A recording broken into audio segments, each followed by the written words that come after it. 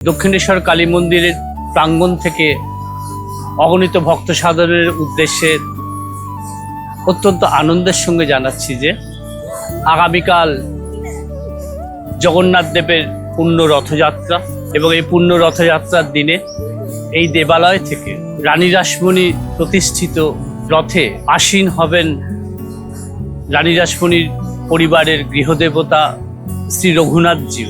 আপনারা হয়তো জানেন যে এই রঘুনাথজিউ স্বয়ং শ্রীরাম।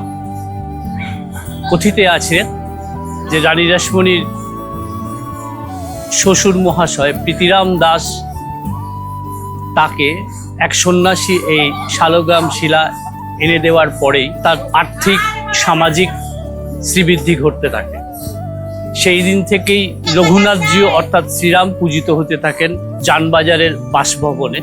রানী রাসমণির ইচ্ছা হয়েছে রথযাত্রা করানোর। এই রথযাত্রা করতে গিয়ে যে রথ তিনি প্রস্তুত করবেন বলে মনস্থ করেছিলেন সেটি তৈরি করার জন্য বরাদ্দ দেওয়া হয়েছিল সে যুগের বিখ্যাত কয়েকটি প্রতিষ্ঠানকে, যার মধ্যে হ্যামিল্টন নামক একটি বিদেশি প্রতিষ্ঠানও ছিল। কিন্তু রানী রাসমণির অন্যতম এক জামাতা তাকে পরামর্শ দেন বিদেশি কোম্পানিতে এই রথ প্রতিষ্ঠার পরিবর্তে বাংলার যে কুঠির শিল্প আছে, বাংলার যে একান্ত নিজস্ব ঘরানা আছে, কাঠের রথ প্রস্তুত করা এখানেই সম্ভব। রানীমাতাতে সম্মত হন এবং জানবাজারের বাসভবনেই তৈরি হয় ঐতিহাসিক রথ তৈরির কাঠামোটি কাঠের হলেও পরবর্তী সময় সেটিকে সম্পূর্ণ রৌপ্য দ্বারা পরিবেষ্টিত করা হয়, যার জন্য এই রথটি রানী রাসমণির রূপোর রথ সেই যুগে বিখ্যাত হয়ে ওঠে। এই রূপোর রথটি লম্বায় আনুমানিক দুতলা বাড়ির সমান ছিল, প্রায় 40 ফুটেরও বেশি দীর্ঘ। 3টি স্তরে ছিল। সামনে 2টি ঘোড়া এই রথটিকে টেনে নিয়ে যেত এবং রঘুনাথজি আসীন হতেন। তো এই রথযাত্রাকে কেন্দ্র করে তখনকার দিনে যখন রানী রাসমণির রূপোর রথ তৎকালীন ব্রিটিশ ভারতের রাজধানী কলকাতার প্রশস্ত রাজপথ দিয়ে যেত, তখন হাজার হাজার মানুষ তাতে অংশ নিতেন। নাম গান হতো, কীর্তন হতো, ঢাকঢোল ভাসত, সানাই বাজত। সে এক অভূতপূর্ব দৃশ্য যা বর্ণনা করা প্রায় আজকের যুগে দাঁড়িয়ে অসম্ভব।